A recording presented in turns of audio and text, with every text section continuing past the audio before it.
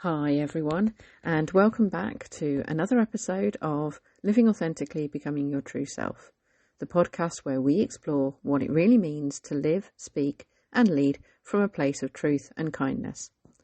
As always, I'm your host, Whitaker. I'm a life transitions and identity coach, and I guide individuals through significant life changes, helping them to rediscover their true selves and embrace new beginnings with confidence and clarity.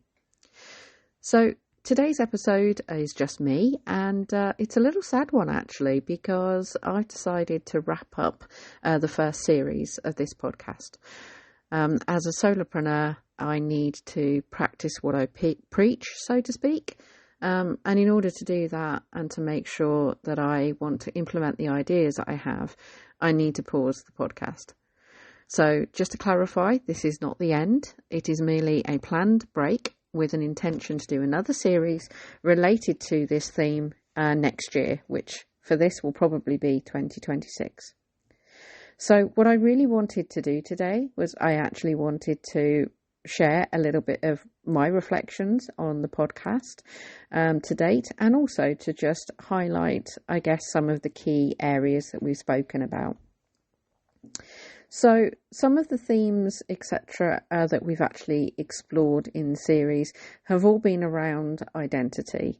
And if you've not listened to all of the episodes, then don't worry, because you're going to get a really short version of it right here. So if you don't listen to any of them, maybe this one is for you if you want just a quick half an hour of what does this series tell me. So my initial intentions behind the podcast was to explore the different types of identity that we have. Now, some of them were actually interested me more than others. And I'll be honest, I covered the ones that I actually was really interested in.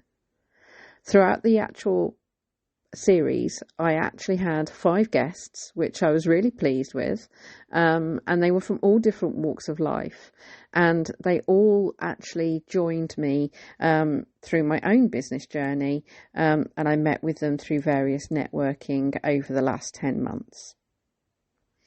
So let's see if I can dive into some of the key insights for you, and what I'll do is I'll share with you some of my own ideas, etc., behind those key highlights. So episode 1, and I'm not talking about the 10-minute trailer, but episode 1 itself, I actually talked a little bit about self-discovery and self-identity. Now, I really liked doing this one because I actually had a pretty cool analogy which I've used ever since I actually recorded the podcast. Now, I explained it as self-discovery was the road and self-identity was the vehicle. And basically it was how they worked together. And the analogy was all very much around the self-discovery is about how the road looks ahead, how it's carved out based on what happens in your life. And the self-identity and the vehicle was what the vehicle needs in order to navigate that road, and how we actually pick up different things. So I guess the main example I use is if your road is actually starting to get a bit bumpy, like it often does with life transitions and a little uncertainty, then you might need to change your vehicle slightly or upgrade it so that it can actually focus on different terrains, off-roading, etc., etc. Now, it might seem like a bit of an odd analogy, but to me it completely made sense. And I'll be honest, as I say, I've used it again and again in conversations, so I've really liked it. The other thing I actually talked about was personal identity, which I think is actually one of the most important aspects of our identity. It was very much around what makes us unique and what makes us, well, you, and makes you, so to speak. And one of the things that we talked about was core values. Now, I've actually done very recently some values work, and one of the things I found is that my values have changed over my lifetime. So when I was younger, my values were different to what they are now. Probably not a huge shock, really, but it's interesting to see how they change. And actually trying to understand why they've changed, as in what has happened that impacts the change. The interesting part for me is that values isn't just important to me as an individual, but it's also important to me as a small business owner, because my business really is kind of an extension of myself. So if I don't necessarily know what's important to me or what I stand for, then the clarity on the message that I have on my business, I think, is not going to be as clear. The other piece about personal identity is things like personality traits, something I've actually dealt with a lot in my career as a HR professional. Now, I'm talking about things like psychometric testing when I talk about personality traits. So I focus on things like what are my preferences as opposed to what I can or cannot do. The great thing about psychometric testing and other tests like that is that it does actually show you what you prefer to do or how you prefer to work. So some of the typical ones are things like, are you an introvert or an extrovert? Or are you somewhere in between? Do you prefer to be introverted when concentrating on something? Do you prefer to actually use other people's opinions, etc., to help you? Now, obviously, I could go on and on about personality traits, but I think the key element for me was in this episode was to talk about what we experience and how our experiences actually shape us into who we are. One of the other really, really lovely points I actually liked about those couple of episodes were also talking about limiting beliefs. Again, one of the things that I actually talk about with clients a lot at the moment, because a lot of people recognise that they have negative self-talk. But the interesting part of that is that negative self-talk is a symptom of limiting beliefs. The great thing about limiting beliefs is that they're not permanent, and that is a fact. Limiting beliefs can be challenged. They can be reframed, and there are certain elements where you can actually overcome them, but they all need time and they need the right techniques in order for it to be effective. So how we actually deal with the limiting beliefs very much depends, I think, on the belief itself. And this is where one of the things that I wanted to talk about was an example for me that I literally had a couple of days ago. So when I talk about limiting beliefs, I mean that you believe something that isn't necessarily completely unrealistic. You may actually have reasons to believe it, but for some reason, what you think is actually stopping something happening is actually not what you think. So let me put this into context. So for anybody who knows me well, I have horses, and I learn a lot from these horses and how they react to the world around them. One of my horses is actually very naive. She doesn't have a lot of good conditioning, and that's partly because of her education. So although she's actually fairly old, she doesn't have a huge amount of experience. Now, when we first had her, one of the things that we actually struggled with was getting her hooves clipped. Now, again, when I say getting their hooves clipped, I mean cut, of course. But hooves actually need to be cut about every 6 weeks or so in order to remain healthy, because like nails, they continue to grow. So the first couple of times this happened, she wasn't really understanding of what this person was trying to do with the chisel. And it had got to a point where we had to sedate her a little bit for everybody else's safety. Again, that's not uncommon. But what it meant was that she didn't really know how to react or what they were trying to do. Now, that didn't last. Obviously, once she'd started having done a few times, she got very comfortable very quickly, which was great. But when I actually tried to lift up her hooves as part of the normal routine of grooming her, which would actually be to, if you like, wipe out all of the muck and the stones, etc., and just check the health, she wasn't really up for it, because again, she didn't quite understand what I was trying to do. So I had a limiting belief that she wouldn't let me do this. And I actually spoke about this to somebody at my yard the other day, and saying that I wasn't able to lift up her hoof. They actually looked at me pretty, I guess, shocked, and said, that's really strange, because if she's been doing it for the farrier every 6 weeks, then surely she should be able to do it for you. Now, obviously, I have a good relationship with her, but for some reason I was absolutely convinced that she wasn't going to be able to do it for me. Now, I had tried previously, but it was actually some time ago, and I hadn't tried since. So anyway, I decided that I'd give it a go. I didn't really have any expectations, and I wasn't convinced that it was going to work, but I thought, you know what, I'm going to give it a go. So I did. I gave it a go. And guess what happened? She did it fine. The first couple of attempts were actually a little bit clunky, to be honest, but by the second and third foot, bearing in mind there were 4, she was actually doing pretty well. Now, what was it that actually was limiting about that particular belief? Well, do you know what? On reflection, it wasn't actually about how she would lift up her hoof. It's actually more about the fact that me being a small female and her hooves being quite heavy and big to actually manoeuvre, I actually had some limiting beliefs myself that I wouldn't be able to do a good job.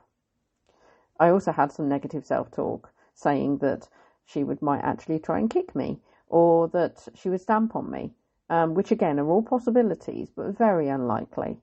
But again, when I actually re-examined it, it was a limiting belief that I had, and really it had nothing to do with her capability or her attitude. And when I focused on it and tried to do it without much expectation, I was actually really quite pleased. So again, limiting beliefs can happen anywhere and everywhere. And they're something that I think that we can talk about a lot. And sometimes when we identify what the problem is or what the main cause is, it can actually be overcome relatively easy. Let's just say I was actually delighted when I realised that that was the case. As we go further on into Series 1, we actually talked about identity in other different scenarios. So things like what it's like on a social level, relationships, romantically, non-romantically. And one of the other analogies that I actually came up with that I really, really liked was the one about the roller coaster and the bridge. Now again, I'll explain this in a little bit more detail. So the idea I had between relationships is that if you want healthy relationships, they should be something that's two-way. They should have boundaries. You should be clear of each other's expectations. This is what I would actually call a bridge. Because for me, building a healthy relationship is about the two of you actually building a same bridge with the same alignment and an easy path between the two of you. So again, you know what's expected and you know that you can actually move between the two very easily. There's also an element of, because you constructed it together, you're actually being equals rather than necessarily one being over the other or one having dominance over the other. So let's have a quick look at the roller coaster. The roller coaster is what I would say less healthy. And why would I say that's less healthy? Well, you could argue that actually that you get quite good highs from being on a roller coaster, but you also get quite a lot of lows and uncertainty as well. Because let's face it, when you're on a roller coaster, you're kind of at the whim of whatever the actual course is, rather than having a say about what you're actually planning in terms of the course ahead. So again, for people who actually want dopamine fixes, etc., and like that, then obviously some relationships like that can actually be quite productive. But the reality is that if you're on a roller coaster with somebody in a relationship, it doesn't necessarily feel equal. And I think that you get to feel a range of emotions. Again, another little analogy that I picked up, just being able to actually articulate identity when it came to things like relationships. The other actual real aspects that we talked about was also about spiritual identity and digital identity, some of which was not necessarily completely in my comfort zone, but I don't think I did necessarily a bad job. In terms of psychological identity, this was actually one, again, that was one of my favourites. We talked about things like self-esteem, resilience, coping mechanisms, and overall mental and emotional health. Now, I'm actually a big advocate for positive mindset and mental and emotional health. And as a first aider, a mental health first aider that is, I actually really enjoy talking about the benefits of positive well-being and positive mental health. So I really liked talking about those topics with other people. I guess one of the other pieces that we also talked about was narrative identity. And again, I really liked looking into this, not only because I didn't necessarily know exactly what it was, but also because of what it actually taught me. So narrative identity is the life story that you provide yourself. It gives you a sense of unity, purpose, meaning, and helps you to explain who you are, how you became that person, and where your life may be going. Now, the interesting thing about narrative identity is it's actually a story that you tell yourself. But the problem with that is that the story that you tell yourself can actually be blurred or influenced by certain things. So in order to actually understand that in a little bit more detail, the narrative identity is made up of 3 areas. It's reconstructed past, so how you interpret previous experiences. Your perceived present, so what's your current self-understanding and awareness. And also your imagined future, so what your goals are, intentions and aspirations moving forward. Now, all 3 of those things sound relatively straightforward, but when you look at actually trying to figure out previous experiences in the past, if you try and recollect some of these experiences, you'll find that the further away they are, the more likely you have been to put something like a filter on them. So let's give this a little bit of context. So when I was younger, I actually had a fall. This was actually when I was very young. So I was probably only about 4 or 5. I was at school and I hurt my upper lip. I hurt my upper lip and the teeth. And what that meant was that I ended up actually in quite a bit of pain for quite a while. Now, I don't necessarily remember how I actually fell over, but I'm pretty sure it was actually something like an older child that actually knocked me. Now, again, when I think about what it was, I think about it may probably have been not intentional. It could have been intentional, but if it was, I don't remember that. What I remember was the blood and the fact that it was very sore.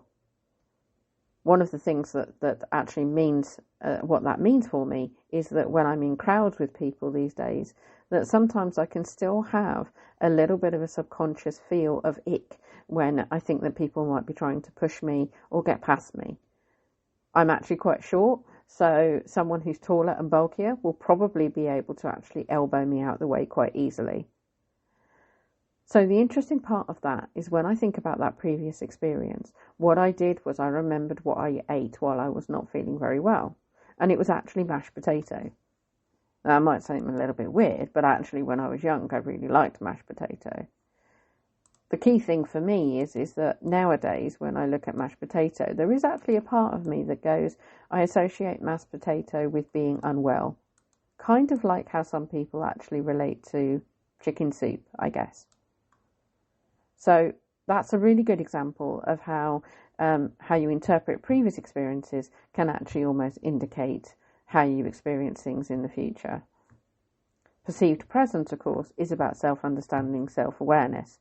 And again, a lot of these things can actually be determined or can be influenced, if you like, by reading the news, for example. If you think that you're seeing lots of news or lots of social media about things being a problem, then you may automatically assume that it's a bigger problem than you may think. But again, like with a lot of the things that we consume on the internet, it could just be that actually that there's also something to play about the algorithm of social media. And once you start looking at one thing, then it starts showing you things that it thinks you're going to like, which is stories or things about that. So what you may think may be true of, I don't know, something like these cat videos are everywhere, it might just be that you're actually being shown those cat videos because you like watching cat videos. Now, that's actually a subject I don't mind, but there are a couple of other things that I really do mind, and it has been, again, pointed out to me quite recently that some of the things that I've actually seen or watched, not everybody else has seen it, but because I've taken one interest, I've then been bombarded with all of this sort of information. And then the final one is imagine your future, your goals and aspirations. Now, again, for me, imagining my future when I was younger was actually quite scary because I guess what I thought about was all the years that I had to do a working career and things like that. Now that I'm actually older and I've created the life for me that I really do enjoy, like with my animals, my husband, etc., my imagined future about what I would like it to be is actually quite pleasant. If anything, it's actually starting to get from a bit of a blur to actually quite into a bit of focus and quite specific. So am I worried about that? No, not really. But it's interesting to know that as I've got older and got more life experience behind me, that actually I've started to get very specific about what I think my future will be. And therefore I can now work back as to what my goals are going to be, rather than just being something quite vague, like I'd like more money. I mean, who wouldn't? But also things like, I'd like a bigger house. Well, at the moment, it's not just I'd like a bigger house, but I'd like a house with this, or with this, or with this on it. Basically on what we think we might need for the future. So that's, again, another aspect of how narrative identity can have a really big influence, and how now that I think I know what I want out of a future house, for example, I'm going to start looking at that. I mean, obviously there are some uncertainties. I don't know how much I'm going to end up paying for this house, probably a heck of a lot of money, so I may have to actually reduce some of my goals. Or, there might actually be an area where I actually, in the world, where I can actually get that. But I don't know yet, and I haven't gone into that much detail. The key thing for me is that I know what I'm looking for moving forward. And even though I do have some goals, I need to be mindful of the boundaries that I have and what is negotiable and non-negotiable. And I think that's fair to say out of most things. So I think that was pretty much all of the episodes in a real whistle-stop tour. The actual podcast itself has actually allowed me to articulate these topics, and it's helped me give a voice to some of these areas and how to explain them. That's actually helped not only me, but also the clients that I've had the privilege of working with so far. I guess one of the things that I would say is that my own journey as a solopreneur has actually developed over the time that I've been doing the podcast. So again, I started with a name, and I've actually evolved that name into something else. It's actually been focusing not only helping individuals, but also businesses navigate their own pathways to do new beginnings in the face of change or transition. The interesting part for me is that it doesn't actually matter what the problem is. Sometimes it's actually more about the perspective of the problem, or actually how asking more questions and being curious about why people think that they have that limiting belief that they can't possibly do that with their business, or they can't possibly move into that area, is something that really fascinates me. And actually it really lights me up to be able to say to somebody, well, why can't you do that?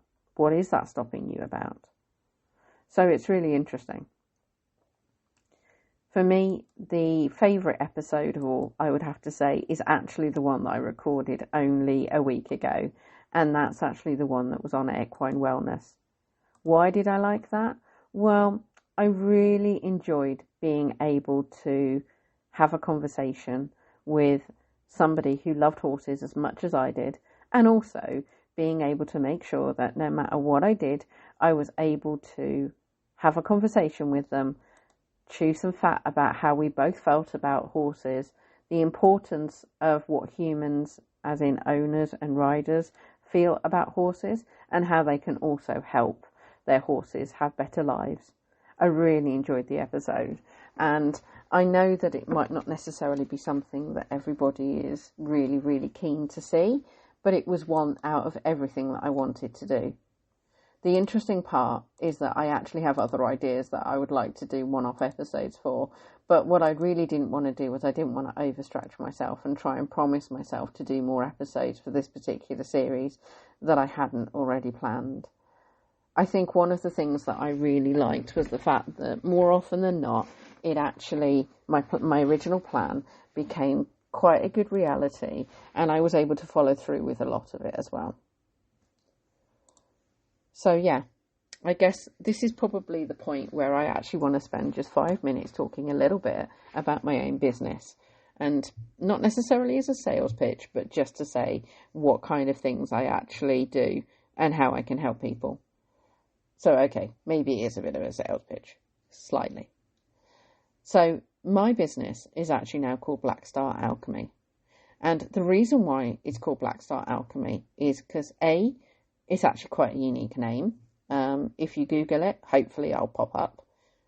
But ultimately, it's actually broken down into two key areas. The first one is Black Star. So Black Star is the guiding light. It's always there, even in the darkest skies. It can be seen and it can show the way. And I really love that idea. I love the idea that if you're going through a transition at the moment and you're finding it awkward to see the future moving forward, if you can find your black star, then that means that it doesn't matter how dark things get, you'll always be able to actually find a way forward. I think it's really nice. The other part of it, of course, is alchemy. Now, alchemy is actually a phrase that I'm very familiar with because of some of my hobbies. If you're wondering what hobbies, I'll actually sell you. It's live action role playing, or LARP. Some people will either know what that is or not, but I'm not really going to explain much further than that. I probably will do a podcast episode on it at some point. Alchemy is about helping to have a process of transformation or creation or something like that. So again, I really like the idea that not only do you have a guiding light, but that there is actually a process to change things for you. And one of the things I really want to help people with is how they navigate that, how they navigate the pathway or the chart, if you like, that they're going through at the moment to new beginnings and new chapters, which is kind of what I say in the beginning of most of my episodes. So yeah, I've got a lot of ideas of content moving forward, and I'm really looking forward to sharing it with you. One of the things that I actually want to focus on are ways in which people can work with me. So things like coaching services, either on a one-to-one basis or with group coaching, which I'm hoping that my group coaching I'll be able to launch next year in 2026. I'm not going to give you a month specifically because A, I think that that's a little bit too premature at the moment, but I am going to be doing it. So I guess one of the things I would say is that if you're an individual who's going through life transitions and you're not sure about your direction at the moment, then one of the things you could do is consider actually taking up some coaching services with me. Now, one of the things that I wanted to share a little bit about, and I will do this on my website and other platforms, is the difference between a coach, a therapist, and a counsellor. Now, I'm doing a broad brush here, and I'm sure there are some people who actually do little bits of all three. But just to give people a flavour who are not in this particular subject or in this particular part of their career, I guess, then this is a really, really simplified version. So, a therapist. A therapist will normally try and actually talk to you about what has happened in your past and how that shaped you and had an influence on your future decisions. So again, if you've had a particular traumatic past, an unhappy childhood, or a period in your life where you feel that you experienced trauma, then a therapist will be able to help you process that trauma, not only what happened, but also how you'll be able to avoid triggers in the future.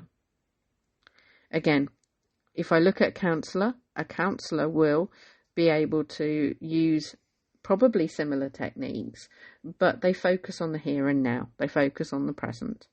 So again, it's quite common that when you have something that happens, like grief, for example, that you'll be given some initial counselling, because the counselling will process what has happened, who you've lost, how you come to lose them, and processing what happens now. The interesting part of that, though, for me, is that they tend to actually be a certain number of sessions and then they stop. So again, this is where coaching comes in from my experience. Now, obviously, I'm a coach first and foremost. I don't have therapist or counselling qualifications or accreditations. And I wouldn't necessarily say that you take my ramblings as such for a specific medical guidance. If you don't know which one to go for, talk to your GP, or talk to somebody who actually knows specifically what they're talking about from here. But for me, the actual coaching is all about forward thinking. It's about understanding where you are right now and how you can put a plan in future to make sure that you go in the direction you want to. So what goals do you have? What intentions do you have? And how do you want to get there? Now again, all three of these particular services have the same foundation. The foundation that they actually want to help people, they want to empower them, and they want to do it without judgment. It's just that they all tend to come at it from slightly different angles. Hopefully, that just gives you a little bit of a flavour of what I mean. So yes, coaching services is one of the things that's a big thing about what I want to do and how I want to help people. The other side of it is the business side. So again, if you're a solopreneur, i.e. a one-person band, small business owner, freelancer, contractor, or remote professional looking to support your business journey, whether that be looking for support with your business journey or understanding how you can actually boost the journey that you're on at the moment, then that's where I can actually come in and help. You can book a free consultation with me, and what we can do is we can talk through what it is that you're looking for at the moment professionally, where you want to go, where you see yourself, come up with a plan, come up with what training might be needed, and also, if necessary, how we can implement it to help your business grow. Now again, a lot of people actually have come from the corporate life, obviously, for a reason in terms of a small business owner. So for me, it was my caregiving journey. I had to become a caregiver for my mother because she became ill. And one of the things that meant was I could no longer work for full time. Now, I was a little bit sad about that. But at the moment, one of the things I was thinking about was I was going to actually start my own business sooner or later. But the actual caregiving transition, if you like, gave me the motivation to actually do it sooner rather than later. And honestly, I'm really glad I did. Because although I'm still in the first year of my business, which is still tough, the things that I've learnt about me, myself, my life, etc., and what I want has actually been really, really clear from here. One of the things that I want to do is help people. So it doesn't matter whether you're a business owner that has some personal issues or whether you're an individual who's a career person who has business ideas. I can help either way. The best thing to do is, if you want to work with me, is to just book a call. And what I'll do, as always, is I'll put the information in the podcast description. So yeah, I think that's pretty much where we're at. And I'm going to leave it here. I'm going to be a little bit sad not to record these every week or every couple of weeks, etc. But what I am going to do is I'm going to start using the time to make sure that I have plans in place for Series 2 and also, as I say, for some of the good ideas that I have. So if you want to stay updated with me, by all means, check out my website or Facebook, LinkedIn, Instagram. And again, I'll put all the links in the description below. But what I wanted to say was, thanks so much to everybody who has been listening to all of the episodes. Please feel free to let me know what you've liked, what you've not liked, what's gone well for you. Because what I really want to do is make sure that when I go for the next series, that it is actually something that people are really interested in. Now, obviously, I'm not going to make a promise and say I can support everybody's request, but let me know what you think. Anyway, I guess it's time to actually end. So thanks very much for listening. And if this episode or indeed the series has actually sparked something in you, and if there is actually something that you've done because of this episode or the series, please let me know. I'd really love to hear from you about it. But as always, you can connect with me on the social media platforms. And until we actually speak again and I launch season 2, then just say, stay grounded, stay curious, and keep living authentically. Thanks very much, everyone, and bye for now.